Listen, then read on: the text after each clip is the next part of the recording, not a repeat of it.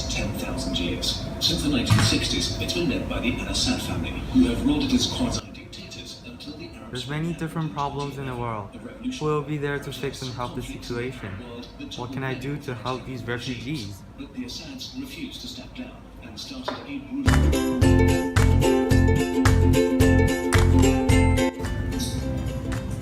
The livelihood of the refugees should be accounted for in relativity to the impact it would have on the greater population, or in other words, the greater good. Who are you? I am the spirit of utility. I have been summoned because you have questioned your morals and what you believe in. What should I do? I'm not sure what I believe is right in this situation. Well, in this case, since the influx of refugees would hurt the happiness of the populace, and the greater good will be harmed, we should stop the refugees from coming in. So you proposed I just leave them alone? Since it would hurt the greater good for us to let them in, I propose that we solve the problem at its roots, rather than threaten the well-being of the citizens in which refugees are flooding into. I, the spirit of utility, believe in the greater good, and the concept of an act being judged by its consequences. I don't really get what you're getting at. Let's go back to my roots. Utilitarianism was first brought by Jeremy Bentham, who believed that an act's morality should be deduced by whether it would maximize pleasure and minimize suffering for the most people. It's part of a bigger body of thinking called consequentialism, that believed that an act's morality and whether it is right is determined by its outcome or consequences. So how does this relate to the refugee crisis? If letting refugees in will threaten the economic and cultural prosperity of the people, I would propose the use of whatever means necessary to deter such immigrants. The end result, or the preservation of the status quo, justifies suppression and prevention of refugees. But why not help others when they need it? The greater good's happiness would be threatened if nations chose to accept the refugees. Like Jeremy Bentham said, we should strive to maximize happiness and minimize sadness. If we deter the refugees, then the happiness of many people are preserved. You keep talking about the greater good. What about the refugees? Won't they be left out? I'm not too... The answer to your question cannot be answered by him. We should strive to help others since everyone should live by the rule. Do to others while you would have done to do to you. What the? Who are you? I am the spirit of Daeon, or duty, rule. Regarding this refugee crisis, everyone should help them regardless of the consequences that will incur. It is the right thing to do. Then how would you address the problem that the spirit of utility brings up?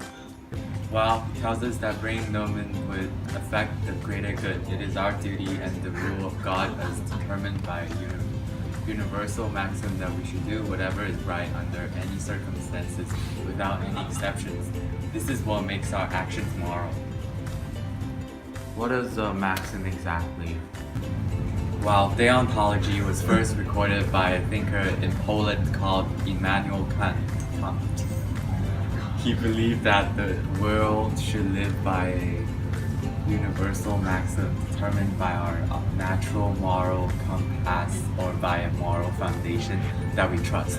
This maxim, or universal law, so to speak, is what we call a categorical imperative, an unconditional moral imperative that is to be followed by all people. So how would you address this situation? Because say the imperative way is to do unto others what you would have done them do to you. If you were a Christian deontologist, you would allow them to come into your country because we would want them to do the same for us. But if we were deontologists, enforcing the imperative to always obey authority, then we would do whatever the government told us to do. What if the government wanted to keep refugees out, but the categorical imperative that you believed in was to do unto others what you would have them to do to you? Wouldn't you be violating a duty of yours if you helped or did not? Well, actually, You should help them, because God tells you that it is a virtuous thing to do to love your neighbor as yourself. I am the spirit of virtue, or also known as the spirit of excellence. I heard this debate and decided that I wanted to make my point of view known. And what do you think about the Syrian refugee crisis? First of all, let me introduce myself. I stand for virtue ethics proposed by Aristotle and preferred by most Christian believers.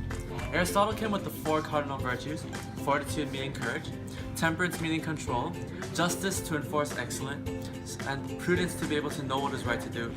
In our case, the good is not relative to any outcome or means, but rather an action is moral if it presides and with the principles that we believe to be excellent and virtuous. But won't the moral be subjective anyhow? Actually, no.